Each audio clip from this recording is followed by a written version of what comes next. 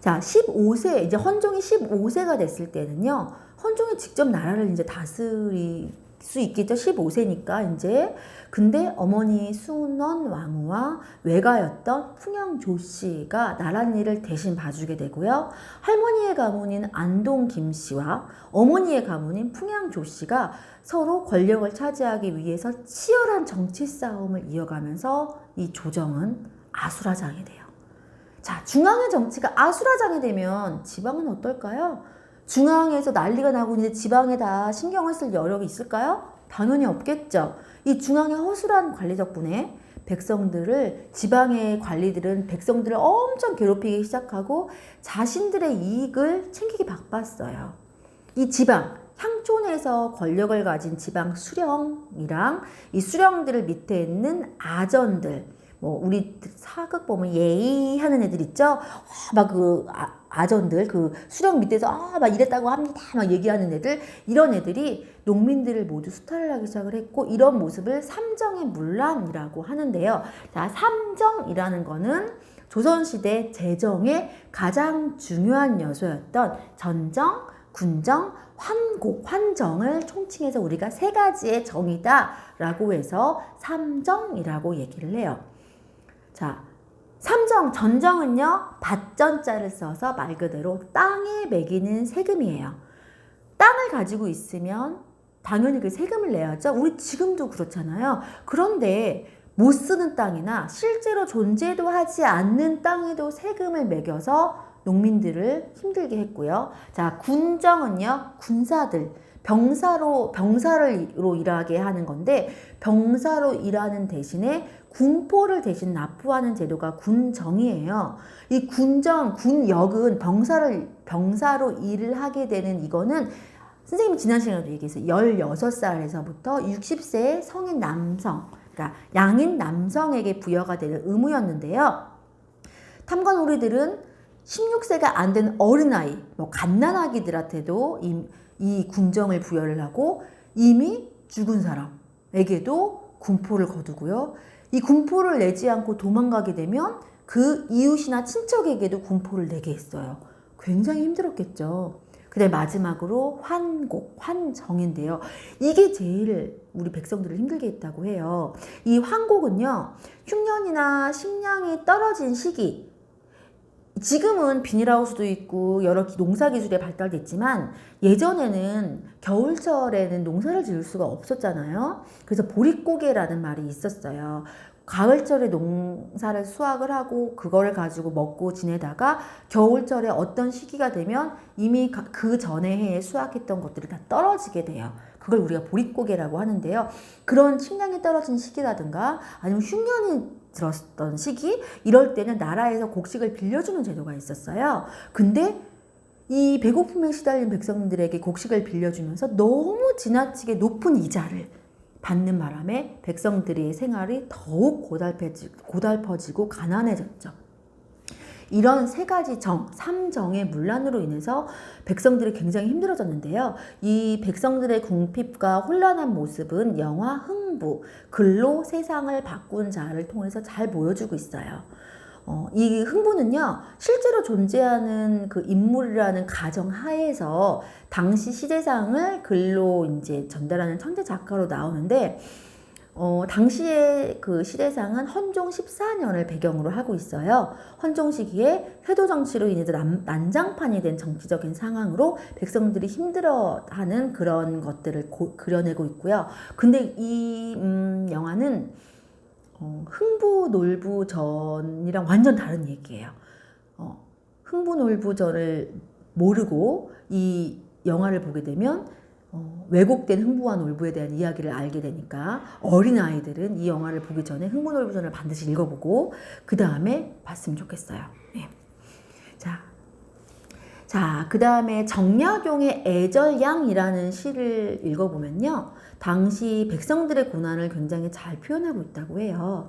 죽은 시아버지와 갓 낳은 자식이 군적에도 올라가 있는 기막힌 현실도 있고요.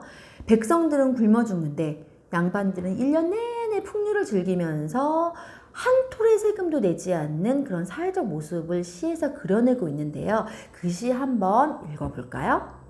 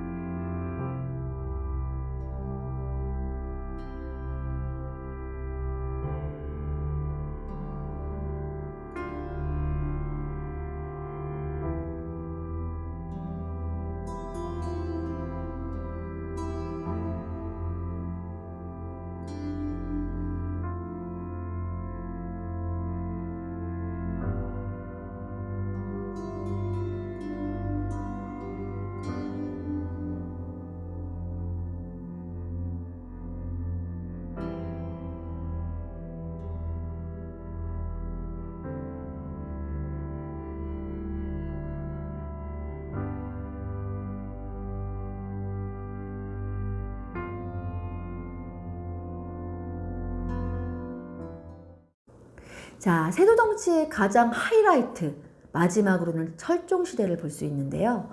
헌종도, 철종의 바로 앞 왕이었던 헌종도 후사가 없이, 그러니까 아들이 없이 사망을 하고 난 후에 마땅히 왕실에서는 반계가 없는 거예요. 이제 더 이상 없어. 계속 후사가 없이 사망을 하는 바람에, 그래서 엄청나게 먼 친척을 왕으로 세우게 됐는데요. 그게 바로 철종이에요. 철종은 정조의 아버지인 사도세자의 아주 멀고 먼 후손인데요. 글도 제대로 익히지 못하고 강화도에서 평민의 삶을 살고 있었다고 해요. 글도 모르고. 그래서 예전에는 강화도가 정말 가기 힘든 곳이었어요. 그래서 유배 보낼 때 강화도로 유배 보내고 그랬었거든. 지금이야 서울에서 가까우니까 별로 멀지 않잖아요. 근데 예전에는 강화도는 진짜 첩첩 시골, 완전 땡시골 막 그런 곳이었죠. 그래서 철종을 강화도령이라고 부르기도 해요. 근데 이 강화도령이라고 부르는 까막눈인 글도 모르는 이 철종이 평민이 한순간에서 평민에서 왕으로 된 인물이죠. 그야말로 로또 당첨된 거죠. 정말 좋았을까요? 행복했을까? 응? 강화도령인 철종은요, 아무것도 모르는 평민이었어요. 거기서 이제 물고기 잡고 막 그러고 살았던, 근데 아무것도 모르니까 정치의 정자도 몰랐겠죠.